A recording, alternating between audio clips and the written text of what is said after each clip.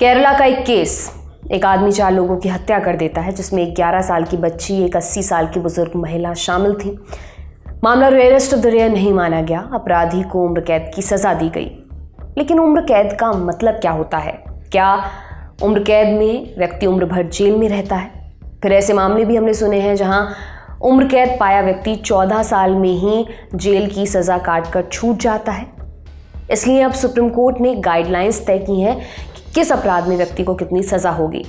क्या है ये गाइडलाइंस, क्या होती है उम्र कैद, विस्तार से इन बातों को समझेंगे। नमस्कार, मेरा नाम दिव्यांशी सुमराव है। आप देख रहे हैं द लंदन टॉक। हमने देखा है कि अदालत किसी जुर्म के संदर्भ में फैसला देती है और दोषी व्यक्ति को जेल भेज देती है, पर यह सजा कितनी होगी और अगर किसी को उम्र कैद की सजा सुनाई गई है तो उसकी अवधि क्या हो, इसको लेकर कई सारे मिथक चलते हैं। जितने में उतनी बातें। मिथक यहाँ तक चलते हैं कि जेल में दिन और रात को भी 2 दिन के बराबर गिना जाता है, यानी सुबह 1 दिन, रात 1 दिन। तो आज इन्हीं बातों को बारीकी से समझते हैं, जानते हैं इन मिथकों में कितनी सच्चाई है।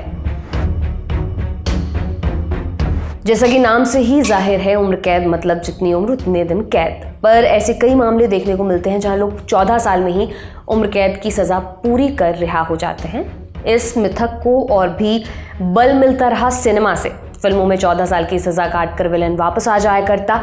ऐसे मिथकों की एक खासियत होती है, अगर इनका खंडन ना हो तो ये दावे की शक्ल अख्तियार करने लगते हैं। लिहाजा उम्र कैद के मिथक को तोड़ने के लिए सुप्रीम कोर्ट को सामने आना पड़ा। 2012 में एक मामले की सुनवाई करते हुए सुप्रीम कोर्ट ने कहा, ऐसा लगता है लोगों के बीच एक गलत धारणा है कि उम्र कैद की सजा पाए हुए कैदी के पास 14 वर्ष या 20 वर्ष कारावास में रह चुकने के बाद रिहा होने का एक अनिवार्य अधिकार है, लेकिन दरअसल कैदी के पास ऐसा कोई भी अधिकार नहीं है। यदि संबंधित सरकार द्वारा कोई छूट नहीं दी जाती तो उम्र कैद की सजा पाया हुआ व्यक्ति अपने जीवन के अंत तक जेल में रहेगा।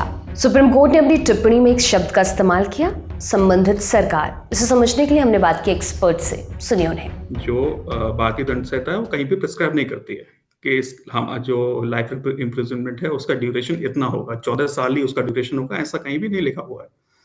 लेकिन सिंस जैसे हम बात करें कि अप्रोप्रिएट गवर्नमेंट्स जो होती हैं, जब रेमिशन की बात करें या फिर किसी सेंटेंस को कम्यूट करने की बात करें, तो अप्रोप्रिएट गवर्नमेंट के पास ये अधिकार होता है कि वो किसी सेंटेंस को 14 साल की या तो मतलब till the duration of 14 years या फिर 14 साल जब कोई अपराधी कंप्लीट कर लेता है तो उसके बाद रेमिट कर सकती है, उनके पास पावर्स होती हैं।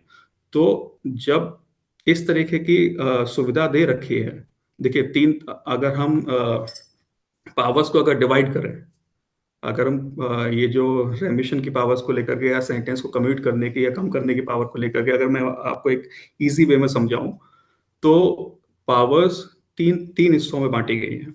एक है कॉन्स्टिट्यूशनल पावर्स, दूसरी लेजिस्लेटिव पावर्स एंड तीसरी है रेगुलेटरी पावर्स।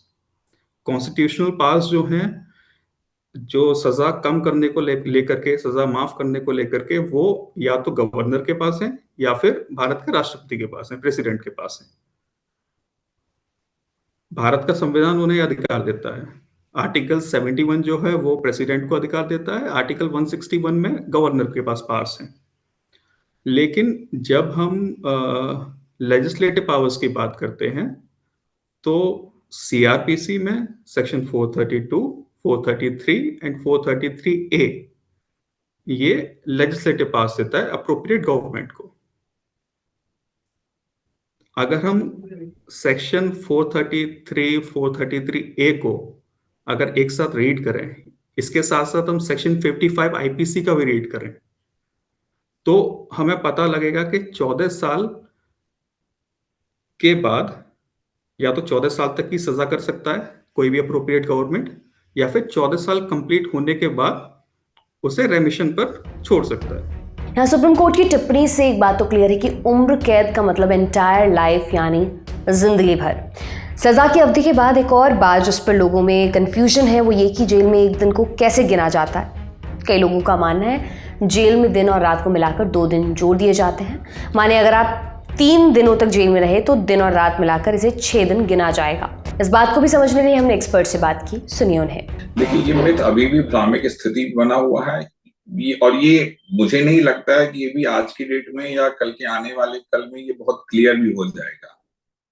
ये 14 इयर्स होता है जो कि day and night total calculate करती है, वो करते हैं, and that is the natural justice practice जो अभी तक अडॉप्ट है। कल को ये बदलता है, अच्छी बात है, बट फिलहाल तो यही है।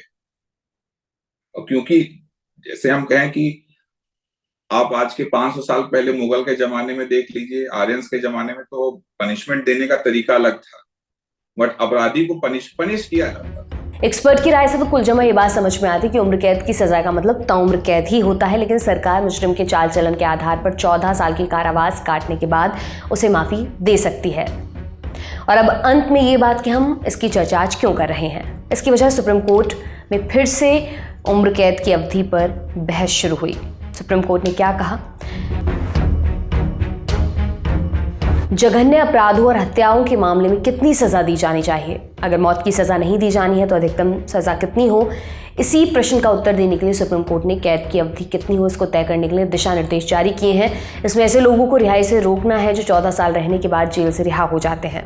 दरअसल बेंच एक मामले की सुनवाई कर रही थी जिसमें केरला की त्रिशूर सेंट्रल जेल में बंद एक व्यक्ति नवाज ने 11 से 80 साल के बीच की 3 महिलाओं समेत 4 लोगों की हत्या कर दी थी। इसमें एक ही परिवार की 3 पीढ़ियां शामिल थी। नवाज को उम्र कैद की सजा हुई, लेकिन क्या नवाज भी 14 साल बाद छूट सकता है? इसी सवाल को लेकर सुप्रीम कोर्ट सुनवाई कर रही थी। कोर्ट के सामने मुख्य सवाल ये था कि अगर सजा हो तो सजा कितनी हो? कहीं ऐसा ना हो कि सजा अपराध के हिसाब से कम हो जाए और ऐसा भी ना हो कि अपराध के हिसाब से सजा ज्यादा हो जाए। इस मामले में सुनवाई के दौरान जज ने कहा, पिछले 3 दशकों में ऐसा देखने को मिला है कि दोषियों को 20 साल तक की सजा दी गई, पर एक निश्चित अवधि तक जेल की व्यवस्था इसलिए की गई थी कि आरोपी को कम से कम इतनी सजा मिले।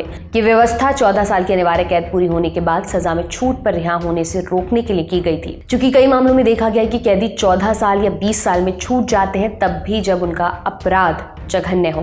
इसलिए ऐसे दोषी होते हैं जिनका मामला रेयर या यूं कहें कि दुर्लभ के रूप में वर्गीकृत नहीं हो पाता। उनके लिए अब सुप्रीम कोर्ट ने एक फिक्स्ड गाइडलाइन तय करने का फैसला किया है। बेंच ने नवाज की सजा 25 साल तय करते हुए कहा कि सजा देते समय अदालतों को कुछ फैक्टर्स का ध्यान रखना चाहिए। मसलन मारे गए लोगों की संख्या, उनकी उम्र, लिंग, किस तरह की चोटें, क्या अपराध के साथ यौन हिंसा भी शामिल थी, क्राइम का मोटिव, क्या हमला तब किया गया जब अभियुक्त किसी और मामले में जमानत पर था, क्या हमला पूर्व नियोजित था, दोषी का आपराधिक इतिहास और इन सभी में सबसे महत्वपूर्ण, क्या दोषी की जल्द रिहाई समाज के लिए खतरा है। इन सभी कारकों को ध्यान में रखते हुए अदालतों को फैसला देना चाहिए। नई गाइडलाइंस का मुद्दा समझने के लिए भी हमने एक्सपर्ट की राय ली, सुनिए उन्हें। जब किसी को सजा दी जाती है तो बहुत सारी चीजें हैं जो उसमें देखी जाती हैं, बहुत सारे फैक्टर्स हैं जो रोल प्ले करते हैं। जैसे किस तरीके की इंजरी थी, किस तरीके का वेपन यूज किया गया। अब किस तरीके की इंजरी थी उसमें मतलब एक तरीके से मान लीजिए फॉर एग्जांपल, अगर हम एग्जांपल लें, उदाहरण लें कि किसी का खून किया गया, तो खून किस तरीके से किया गया। एक सिंपली एक मतलब कोई इंसान किसी को गोली मार कर किसी का खून कर सकता है, कोई इनह्यूमन तरीके से भी किसी का मर्डर कर सकता है। तो जब किसी को कोई सजा दी जाती है तो ये चीजें भी देखी जाती हैं, ये चीजें रोल प्ले करती हैं। जिस केस का आपने उदाहरण दिया, उस केस में उन गाइडलाइंस में इन्हीं सारी चीजों को कंसीडर किया जाता है। इस मुद्दे पर आपका क्या मानना है, हमें कमेंट कर जरूर बताएं। ये तमाम जानकारी आपके लिए लेकर आए थे हमारे साथी मानस। देखते रहिए दी लंदन टॉक। बहुत बहुत शुक्रिया।